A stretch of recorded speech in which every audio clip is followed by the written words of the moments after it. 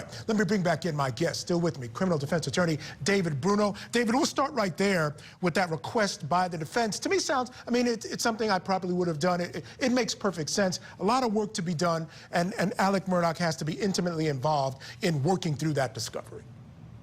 Yeah, it makes sense in light of the still possibility of him determining when and which ones he can go to, right? I mean, because oftentimes we lawyers, we have these preliminary hearings and conferences that are not very substantive or productive.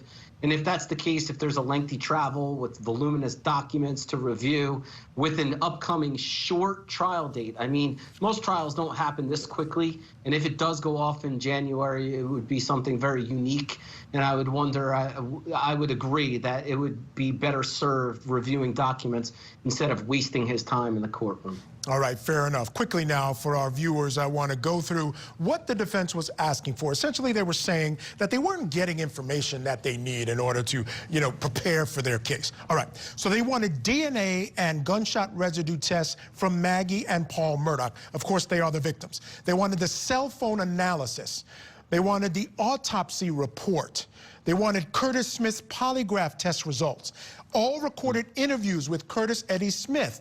All DNA tests regarding Curtis Eddie Smith. They seem to be pointing the finger at him. State said, boom, we've already provided those. So they moved on. There was some other stuff. They wanted some blood stain analysis. They wanted the crime scene expert report. Apparently there's this big thing involving mannequins and everything else that state's putting together. And the results of Google geofencing for the property and surrounding areas, again, to place Murdaugh at the scene. They said it would be provided upon completion. They're not done with that stuff, so they'll get that to them. So that was kind of the result today. But one of the things, David, that jumped out at me was just the amount compiled against this guy. And as for the time and date, you heard Dick Arputian said they need to give us a time and date. Well, the state did. They said, we know that this happened at 8:44 using phone records, et cetera, of both Maggie and Paul, and that the police weren't called till 10:06. A long time after. So a lot, I think this defense has a real uphill climb. Your thoughts? Well, look, I mean, that time of death is absolutely critical in light of some of the things that we've discussed previously about that recording. Because Murdaugh says he wasn't there. He was not there. And that recording, if it's done shortly before the murders, just belies that defense. But I'll tell you what, Michael, what jumps out at me, I'm surprised you didn't bring this up. In the motion to compel, the defendant cites a statement that this individual, this alleged co-conspirator, Curtis Eddie Smith, said, and it's quoted that he gave a statement to law enforcement that said, I heard that Maggie had a thing going on with the groundskeeper, which I never met him, don't know his name. And Paul went down there. Paul is the son, not the defendant.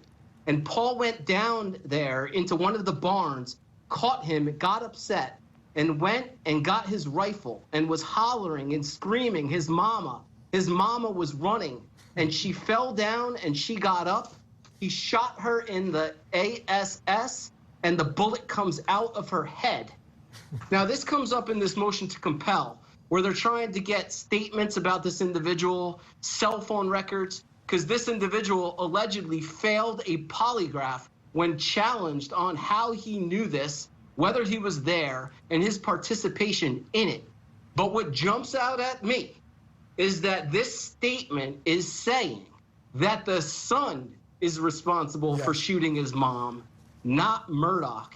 And that's groundbreaking in my mind. It is groundbreaking, except for the fact it was addressed in the motion filed by the state and argued today. They said it was an offhand statement made by this guy, Curtis Smith, with no basis in fact. And they claimed that the defense knows this. They also said, as far as the polygraph is concerned, it's not admissible in any court in the land. It's unreliable. You guys are just putting this out here for the media so they can eat it up. And quite frankly, they have eaten it up. So I'm not sure where that's going to go. Murdaugh needs something, though, Mike. Yes, he needs something. And this is that something, right, David? Yeah. They're going to point the finger at this bad guy, Curtis Smith, who we know at this point is a drug dealer and allegedly helped him try to commit suicide. So they got a lot to work with, but again, it's a wild case. I don't know. It is a wild case. Perfectly said. All right, David, thank you so much. Stand by in just a few minutes.